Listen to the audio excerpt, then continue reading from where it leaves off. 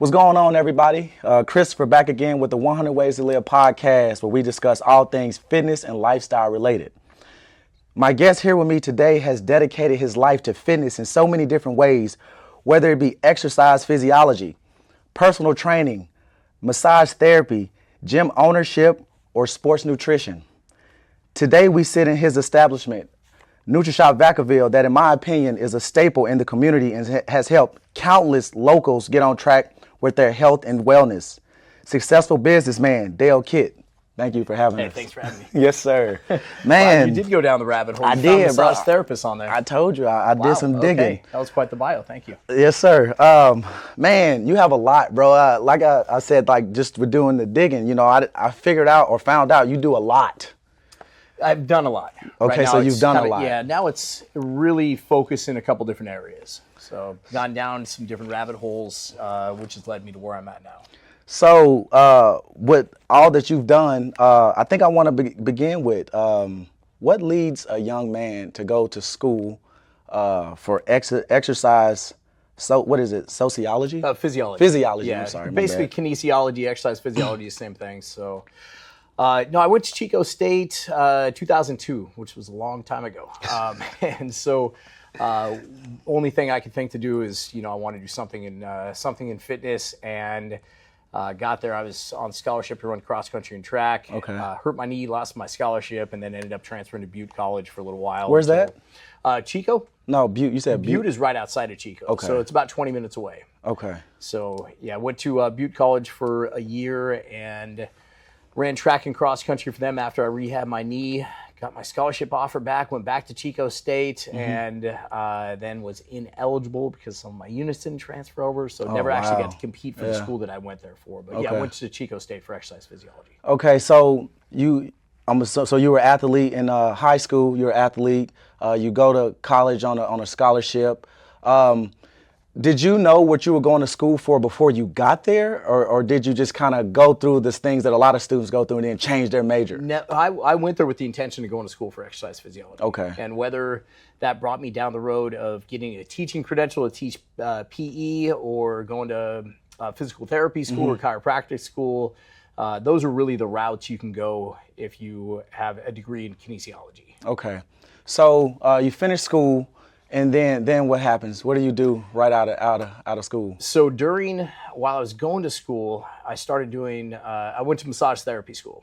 And Okay. that was in 2003, which got me into a gym doing massage therapy there. So they got rid of their massage therapy department. So they turned the rooms into more gym space. Okay. They did this big expansion. And so the owner of the gym was like, well, we don't know what to do with him. Okay. And so they said, what are you going to school for? And I said, exercise physiology. And so they said, well, if we put you through some training, would you like to do personal training here? So Okay. that was back in 2003 or 2004. And did that at that gym for a while, kind of bounced around to some different gyms. And then in 2007, when the economy stared going down, I lost housing a bunch crisis? of I lost a bunch of my clients. None of them were actually making less money. They were afraid to spend their money, though. That was the problem. Right. So I ended up getting a job at a GNC to supplement my income. at that right. time. I saw was something putting about that. I was putting myself through school, so I needed that extra income. So that's kind of where it all started. Okay, so then you're a personal trainer. What was that like for you? Personal training. Did you love personal training, or were you just doing it for the income at that point? No, I love doing it because I did? love the one-on-one with everybody. Okay. I also taught some classes. Like I got certified in spin and some other stuff like body combat, which I hated teaching classes because I didn't like to be in front of a bunch of people. But no, the one-on-one with people was your great thing? for me. But looking back, knowing what I know now and knowing how inexperienced I was when I first started personal training, I had no business training people at that point in time. I mean, I think I started when I was 19 years old. I knew nothing. So, yeah, looking back, I'm like, what in the hell was I doing? So, Do you remember like what it was like? Were your clients getting any results at the time? Like what was it like for you? you know, I feel like I was there more for accountability than anything else. Okay. A lot of them had me training with them 2 to 3 days a week. So I was their outlet to tell me all their problems, and I was there to count reps. Yeah, I was their therapist. So that's really what it was. I was just there more for accountability. I don't remember if any of them even got any results at that point in time. I mean, now with the clients that we have that come in the store, I mean, we get to track the results with our in-body machine, and we get to see exactly how much muscle they're gaining, body fat that they're losing. We didn't have that at that point in time. We had a scale for them to step on, and that was it. And this is at a time before fitness became what it is currently, you know, where it's more mainstream. So there was no social media. There was no YouTube. You could subscribe to bodybuilding.com and pay a fee to get some online workout plans. And that was about all that there was back then. Yeah. So at this time, what did you look like physically?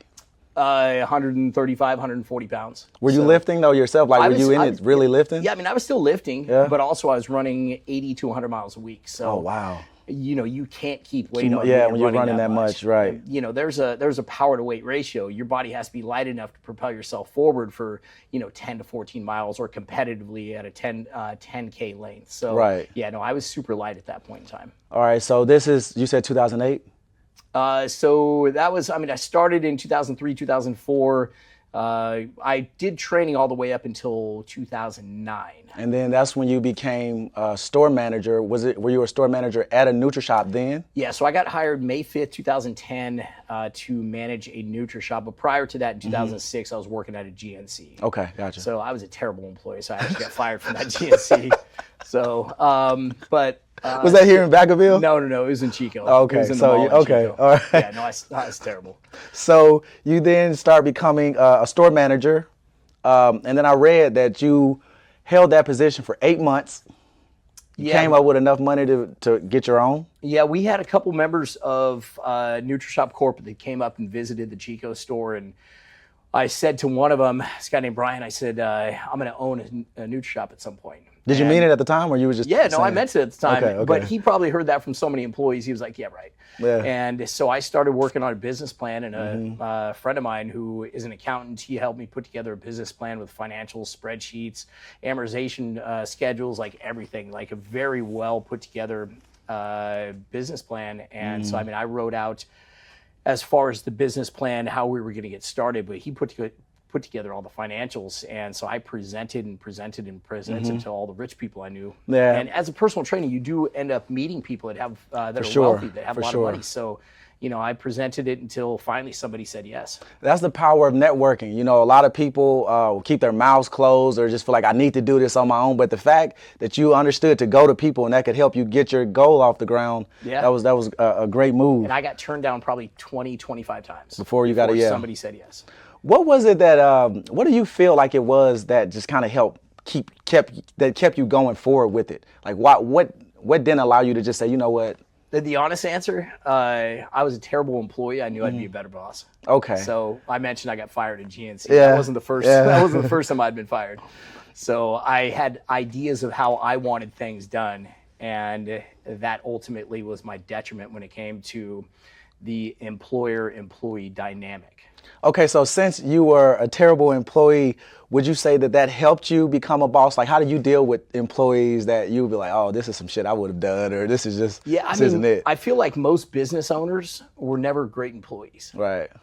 If you have that kind of entrepreneurship attitude, and you like things done a certain way, or you think that your way is going to be more successful, you may have an issue with listening to supervisors that are telling you to do things that you just see are not the best ways to be done. And I was in the military, so there was a lot of that, working for people that's not as skilled as you, knowledgeable as you. So that was a part of the reason why I ended up getting out inevitably. But I think I understand they could just that. fire me. They could reprimand you worse. Exactly, so, it was you completely really different. All right, so tell me about, your first store. This is the first store, right? This is, yeah. So we actually opened up, and it's funny that we're doing this today. Today's 14 years. That's crazy. Exactly 14 years. Yeah, congrats, bro. Thank you. Appreciate it. So yeah, February 20th, 2011. Today's my birthday too, by the way. Is it really? Yeah. Oh shit, happy birthday. Appreciate it. Sorry, I didn't mean to cut off. It's all good. So yeah, no, I moved here in December 2010. Wait, where are you from originally? Bounced around quite a bit. So, grew up in a town near Stockton called Valley Springs. Okay. We moved up to Eureka the last 3 years of high school. Okay. Then moved to Chico for school. I was on the 8-year program.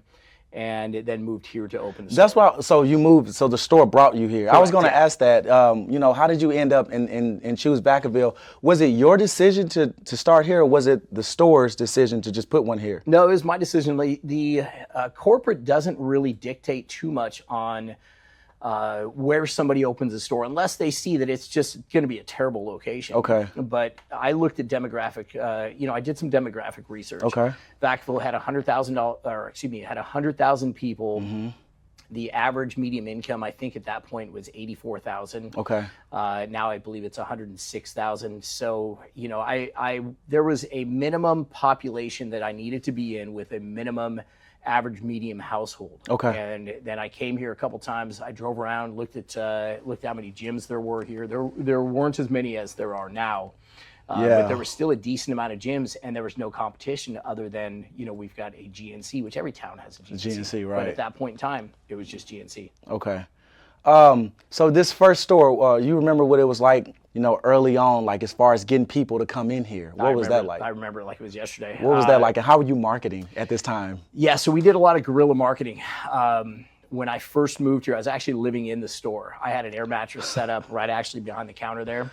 And I would go to Maximum Fitness at that point in time. It was Gold's Gym. Right. And I would shower there. I had a little kitchenette set up in the back. And so every single day I would go out and flyer around town.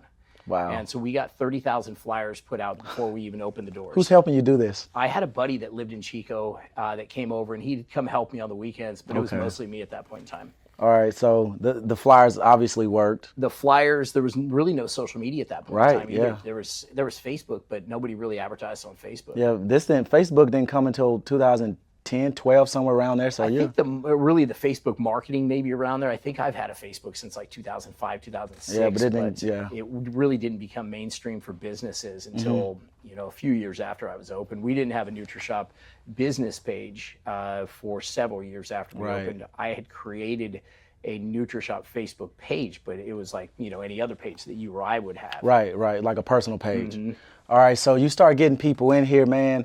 And like I said, you're a staple in the community. So Vacaville has embraced you in so many ways. Vacaville and Solano County has been great to us. Right. So I moved here in 2014, and I forget how I found out about the space, but I started coming in here, and I've been coming in here, as needed since I've been here. Yeah. So, and then I see you all over the place. You mentioned Maximum. See you there. I'll see you at In Shape with your employees having tables set up. Where else are you guys out in the city? As far as where we set up tables, pretty much every gym lets us in. Yeah. The only gym that hasn't let us in yet, Planet Fitness. That's the one gym. Is that due to policy or something like that? I don't know, because a lot of Neutr shops in other cities, they're able to get in there. So I actually just signed up for a membership there last week. So I've been going in, kind of chatting up the employees. So eventually we'll get in there. Yeah, so you'll work that relationship. Just a matter of time. I'm going to bring them all in, shaker cups and T-shirts and samples, and eventually we'll make it in there. All right. So starting out, you said you lived here. You're on an air mattress. I'm assuming you're your only employee at this time? Yeah, for the first 3 months, April, 2 months, 3 months, April, I hired somebody, and he went on actually to open a couple Nutrishop stores of his own. Himself? Yeah. Okay. Yep. So I also read that you ended up acquiring 2 more? Yeah, so we opened in Davis, and that was a terrible decision. Was it so the demographic, you said you did your research, your due diligence. So what happened with this process in Davis? I looked at Davis, the D1 athletic program, 116 intramural sports teams. Okay. The average income was there, the population was there, but sometimes your calculations don't work out. Can't win them all. They've got a different type of community there. Yeah. Okay. It's very student oriented, but in a different way than like Chico was. Okay. Chico, everybody liked to be in shape and look good. The students there just like to study. Okay. And then when it came down to connecting with the athletic programs there, if it wasn't a product that was that was tested specifically for NCAA approval, which 99% of supplements are not. Not, okay. I mean, these companies have to test every batch of the product, so every lot of the product, to make sure that there aren't any WADA, USADA, NCAA banned substances. Okay, that makes sense. Yeah, we couldn't really get in with the college either. Right. So, but even outside the college, just the local community outside of that. It's a weird community. It was just hard to break into. Yeah. Okay, it's so a strange type where of was the other location? Roseville. So you went to Roseville after that. How was that? Roseville, so I had a difficult time making Roseville successful because I lived in Vacaville. So the commute. So it's 56 miles each direction.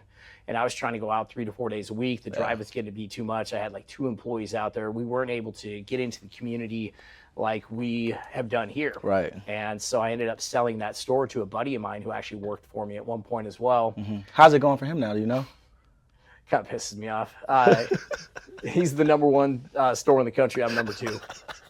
So you sold, and then he went on to become that. Yeah, he took everything I taught him and added some stuff on top of it. No, he's doing great out there. Yeah, that's good though. You know, that's a great thing. Yep. You know, but that store was perfectly located. I mean, I put it right on the line of Roseville and Rockland. He's got about 300,000 people. So it's over by the Topgolf. Is it how far? Very close to Topgolf, right across the freeway. You can see. You walk out. I've seen it now that I think about it. Right off of Fairway and Fairway. Now I can't even. Is it Blue Oaks?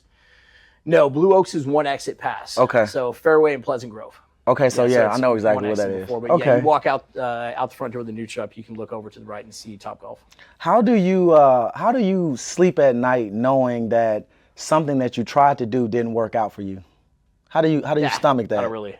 Yeah, I mean, we still do really well here. Yeah. So, and to know that, the 2 best Nutrishops in the entire country are right here, Northern California. And you had your hand in both of them. Yeah.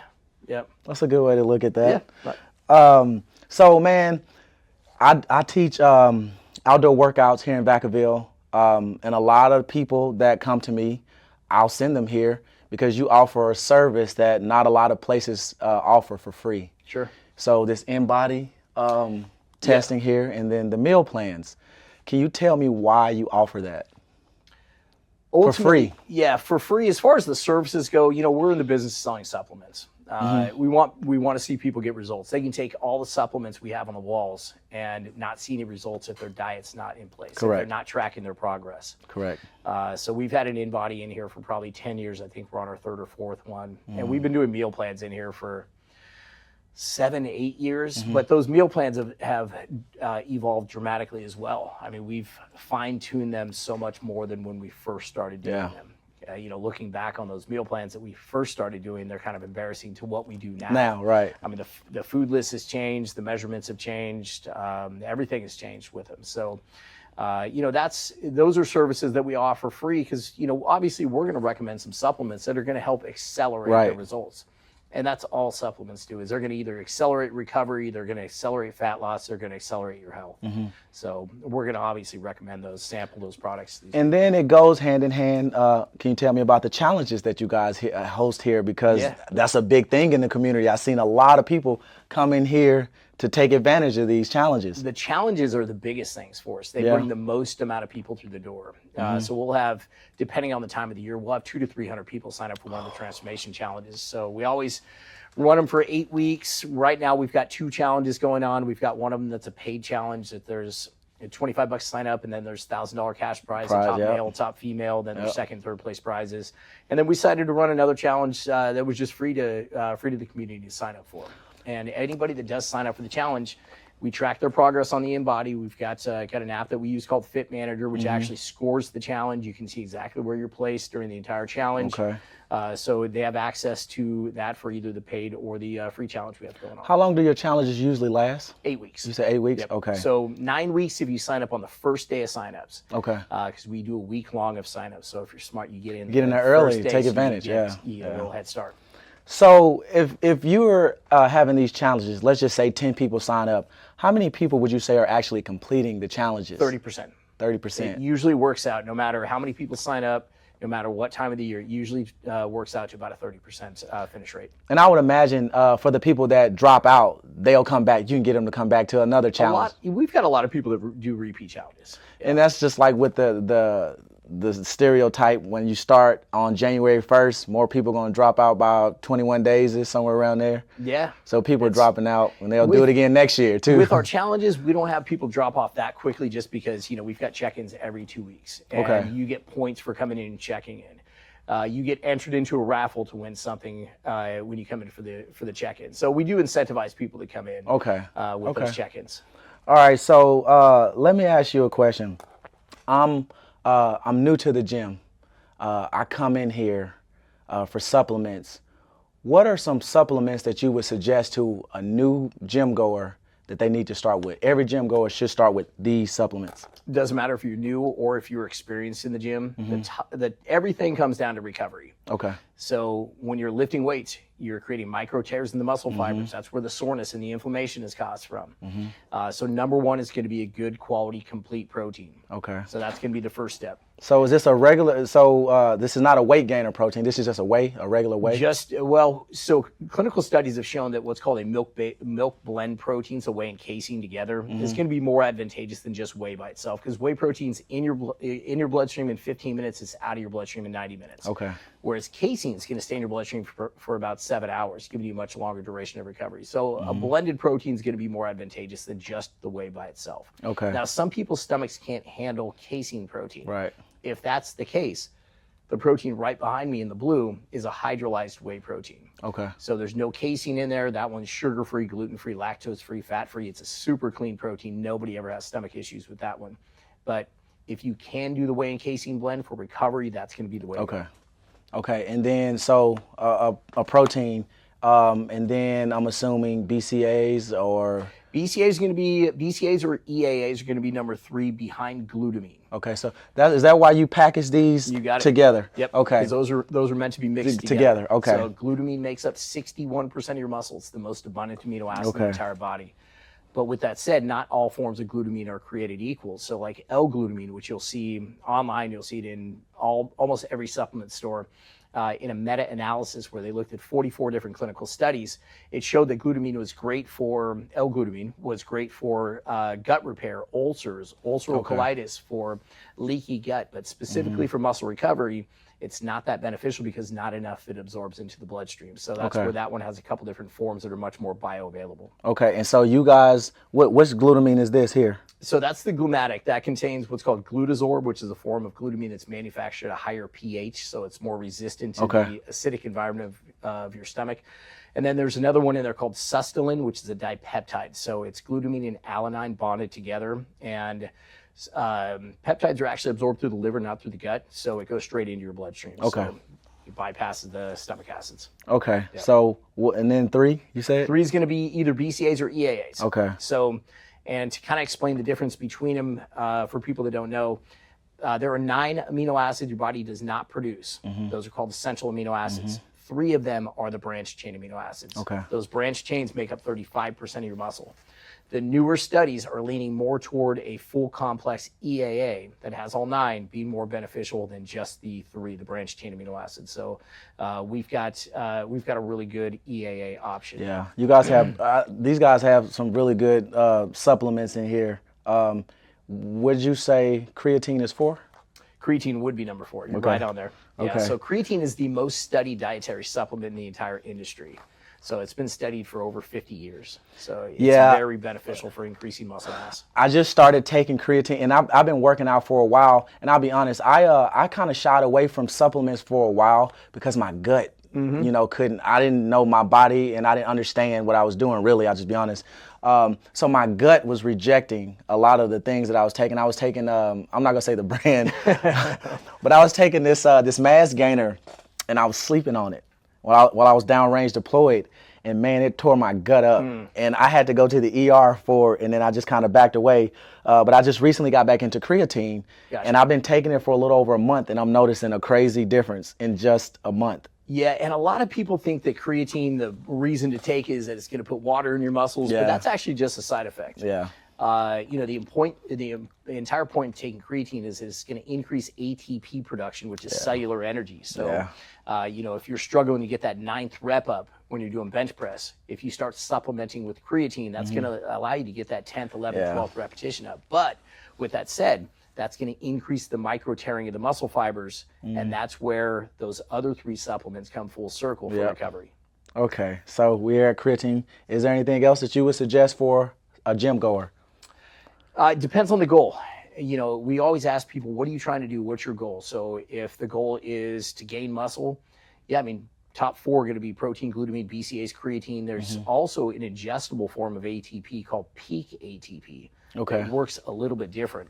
So creatine increases intracellular ATP levels, whereas when you ingest it, it increases extracellular ATP, so your blood ATP levels. So that stimulates what's called muscle excitability. So that's the recruitment of muscle fibers for contractions. So if you have more fibers recruited for contractions, you're going to have more strength and more endurance because you got more fibers doing the tension load than you did before. So that would be number 4, number 5 for me right there. Okay. Yeah. So would you go at this differently, male versus female, or is this just standard across? So this is the same. The difference in protein intake is going to change. Right. All due to gender hormones. Okay. Higher the testosterone level, the higher muscle protein synthesis. But when it comes down to supplementation, 99% of the supplements in the store can be taken by men and women most of the time. Same dosages. Okay. No difference. How many grams of protein would you say a person could synthesize in one sitting? So the studies are kind of all over the place. Yeah, that's why I'm yeah, because it's been thought for a long time, women 20 grams, men 30 grams per sitting. There was a newer study that was just released that showed that the test subjects consumed 100 grams of protein, and their bodies were able to utilize that 100 grams. So we don't really know where the upper end is. Now, how I kind of go about looking at it is, if you had been doing intermittent fasting and you had just gotten off of a 16-hour fast, maybe that 100 grams is going to be much more utilizable than if you had just previously consumed 30 grams of protein 3 hours ago and then you consume 100 grams. So more studies have to be done for us to really understand where that upper limit is. Yeah. All right, man. I know time and repetition, but for you to sit there and remember all of that is impressive. I could be doing my grocery list in my head. It's crazy. That's crazy. At the same time. But I appreciate you sharing that with us, man. So can you talk to me about Elite Fitness in Dixon? Yeah, so a buddy of mine, him and I bought it in, what year are we in, 2025? January 1st, 2023. So at the time it was Excel Fitness. There's another Excel Fitness in Fair Oaks. Okay. So that's in the Sacramento area too, right? Going towards Roseville, right? Is it going towards? Was Fair Oaks off of 50 or 80? I don't remember. Yeah. One of those directions. Okay, so yeah, we bought it January 1st, 2023. We couldn't use the name anymore, which was fine because we kind of needed to rebuild the reputation. Okay. But so we changed it to Elite Fitness, similar. So we've just been trying to get that gym cleaned up. We were kind of left with a little bit of a mess. The equipment wasn't maintained very well, and so we've had to do overhaul in the interior as far as the cleanliness. We've added some new equipment. We're hoping to add some new equipment here soon. And when we get the place paid off, we're gonna hopefully replace all the equipment. Is it open right now? Oh yeah, it's open right now. We bought it with existing members. We never shut the doors for one day. I think actually maybe we closed down for one day because we had a cleaning crew go in there and they cleaned for 14 hours. It was that bad? 3 people for 14 hours. Yeah. So now our staff handles the cleaning. So they're on a cleaning rotation. Each member of the staff has a different section to clean each day. So now it's much, much more clean than it was. What went into the decision to even purchase it? Like what? Because again, you do your research before you go into these ventures. We moved a little too fast on this one. Okay. Yeah. So the guy that was the former owner wanted to sell it before January 1st to make it so for taxes and bookkeeping and stuff, it would make much more sense to get rid of it by the end of the year. We didn't do our due diligence and moved a little too quick because we were getting pressured to buy it before the end of the year, or he was just not going to sell it. I was going to say, is he threatening to sell it to someone else? No, he was just saying he wasn't going to sell it at all. But what could he have done with it, He said he was just going to keep it. Okay. So, yeah, we didn't do our due diligence. It's working out great. It's just been a little bit of a struggle right. to get where we are now. Okay. So we're going to be in a much better place here soon. So. And it's right off 80, man. You can't miss it. No, first exit in Dixon. You Just see coming it, from you know. West A Street. Okay. Yeah. What is the population like in Dixon as far as the gym demographic? Do you know? Gym demographic, it's not as good as it is here in Vacaville, but I mean, the population in Dixon is probably a third of Vacaville. Yeah. So much smaller. We're the only gym in town outside of just a CrossFit gym. Okay. So we don't have any competition, luckily. And they're building a lot of new homes. I mean, I think 2,500 new homes are going so people up, are starting to move out there. and they're all right across the street, basically, from where the gym is, right off West A Street. So if you guys can play the long game, I think that'll be good. I'm gonna check that gym out. I want to check that gym out. We'll get a workout in. Will I be able to go in there and film? Yeah. Okay. So as long as I set up with their tripods in there all the time. as long as I can film, I'm good. All right. And then you have Peak Performance Online Training. How's that going? That's going actually really good. Yeah. So let's see. I started that I think in September, and I haven't put a dime into marketing that at all. Yeah. Other than creating a website. So that costs a little bit of money, but just from word of mouth, I am going to cap it at 15 clients at a time. Okay. With everything else going on, I feel like that's the manageable amount of clients to where I can give them enough attention and not overextend myself. So I've got 11 clients right now. Everybody's seen really good results. We're using the Trainerize app to set up their workouts, upload their meal plan on. Trainerize is great because it's got videos for each of the exercises. Some of the videos are kind of cheesy, but they get the point across. So for Nutrishop, the challenges, are the people that's doing the challenges, are they allowed to also come to you for that training? I think I've got 4 clients right now that are in the challenge. Okay. Yep. So it's just a full circle. And I didn't intend on training anybody local. I wasn't going to do any local advertising. But once I made the announcement on my personal Instagram, because I haven't marketed it here at the store, I haven't marketed it on the Nutrishop Facebook or Instagram. I just posted on my own personal page that I was going to be offering that services, and then I started getting followers on there, and then word of mouth started spreading. So it's worked out pretty well. A lot of the clients are local, but I've got probably 50% local, 50% out of town. Man, I wanted to bring up something. Man, I saw one day I was at Nutrishop, not Nutrishop. I was at Maximum, and I saw you working out. You're shredded underneath this hoodie, man. What do you feel like it's been? You started working out to being 40 now, plus 40, and to look the way you look. Like, what is your regimen like? What supplements are you taking? What has it been like for you to maintain what you have now as you've gotten older? Yeah, so it started about 18 months ago. I feel like I saw a picture of myself and I went, I don't look like that. You didn't realize?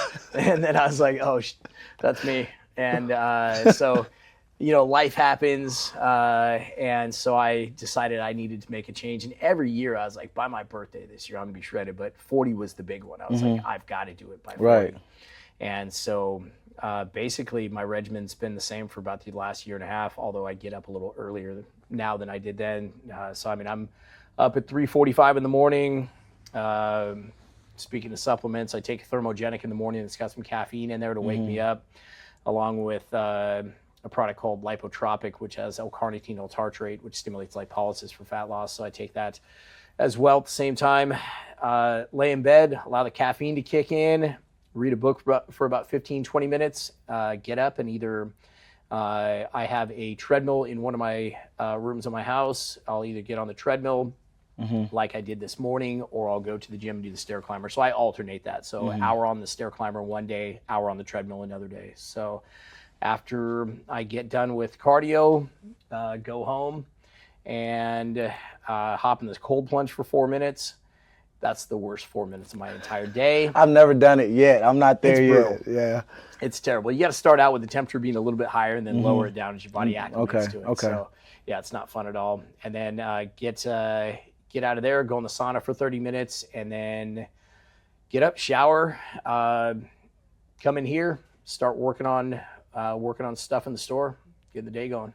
So what would you say you've noticed in your body from training in your late 20s, early 30s till now? Like, is the intensity different? What's the difference for you? Yeah, I don't lift heavy at all anymore. Yeah, okay. No, I stopped. My joints can't handle it. I've got a right elbow issue and a left shoulder issue. My SI joint goes out all the time. If I ever try to deadlift, I just know it's going to go out, so I don't even deadlift anymore. So what are you doing to offset deadlifting? Back extensions, rack pulls? Back extensions, I don't do any rack pulls because that would inflame the SI joint. Okay. So legs, I'm not doing any squats anymore. Everything's on hack squat, leg press. I'm there now. Isolation exercises for extensions and curls and stuff like that. But no lower back weight load bearing exercises at all.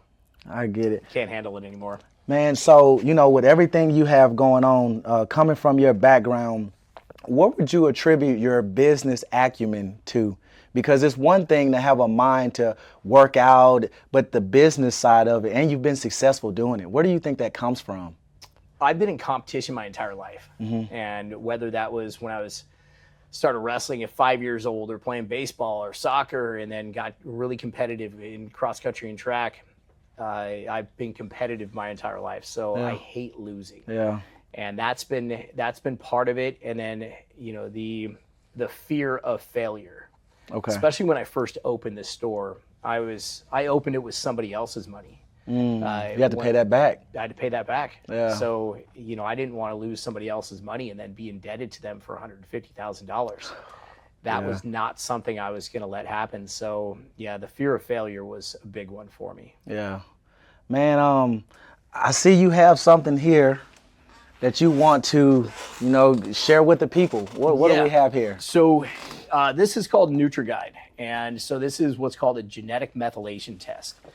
There are lots of companies that sell genetic methylation tests, and if you're familiar with who Gary Brecka is, I don't know who that guy is. So he was with 10X Health with Grant Cardone. He's no longer with them anymore, but he was on Joe Rogan's podcast. Okay. And he was talking about their 10X Health genetic methylation test, which was $599. And when I'm listening to this podcast, I thought to myself, wait a minute, we've been selling that test for about a year. And after Gary Brecka was on Joe Rogan's podcast, we started selling a ton of them. So what it is, it looks at your DNA to determine what vitamins your body does not absorb well. Okay. It will tell you in regards to certain foods, what foods can cause inflammation in your body, like peanuts, dairy, gluten, not that you're allergic to, but can cause inflammation in the body. It'll tell you what types of fats you should consume, what you shouldn't consume. In regards to exercise, if you have fast twitch or slow twitch muscle fibers, it will give you some tips on what you should be doing for exercise. It will tell you if you have the lack of production of a neurotransmitter called choline, or if you are going to have genetic exercise-induced osteoarthritis. So it gives you 40 different data points. Wow. But the most important thing this test will tell you is if you have a genetic mutation called MTHFR, which is your body's inability to convert folate to methylfolate, which is vitamin B9. Now, if your body can't convert folate to methylfolate, it creates a folate buildup in the body, which leads to high blood homocysteine levels, which can cause all sorts of issues, from high blood pressure to heart disease to, with women, fertile birth defects, and then with everybody, ADHD, mood disorders. I mean, that's just 5 or 6 of the many issues that high blood homocysteine levels can cause. So everything that this test will tell you, there are ways to fix. Okay. And it's a great test because you only have to take it one time in your lifetime because your genetics never change. So all the vitamins I take now are specific to what my DNA test told me. Wait, so once you do this, does it show you ways to remedy these things? Absolutely. Okay. Yeah, I mean, by taking a methylfolate supplement, if you have that MTHFR genetic mutation, if you come up that you lack absorption in B2, B6, or B12, there are B complexes, there's lots of ways to alleviate what the test will tell you. Okay, and you sell these here in the store? We sell them in store, and how it works is it's a cheek swab. So you swab each cheek for 15 seconds. We then create you a profile in the BioLev portal. It's not associated to like Ancestry or 23andMe, so the FBI is not going to get control of it. But it goes from here. We mail it off to LabCorp. LabCorp analyzes the sample. They then send the results off to BioLev in Nashville, who then runs the report, sends it to us. We call the customer, have them come in, and we explain exactly what everything means. The fact that you're going through it with people, because everything you just said, you're speaking Mandarin, you know, to me. So, but the fact that you guys sit here and go through it, you know, that sounds like something that people should get into. Yeah, it takes 15, 20 minutes to go over the results, and you'll have access from your phone to view everything after that as well. Okay. Man, before we get out of here, I want to give you something myself. All right, so I hosted a 5K for Veterans Day. In the shirt that I'm wearing now, I wanted to give you one. I appreciate it. I chose a size for you, and I was just like, if that doesn't work, just let me know. I'll get you another one. No, man, Dale, man, I appreciate you for having us here in your store, your story. Bro, until next time. Awesome. Have Thank you so much. Yes, sir.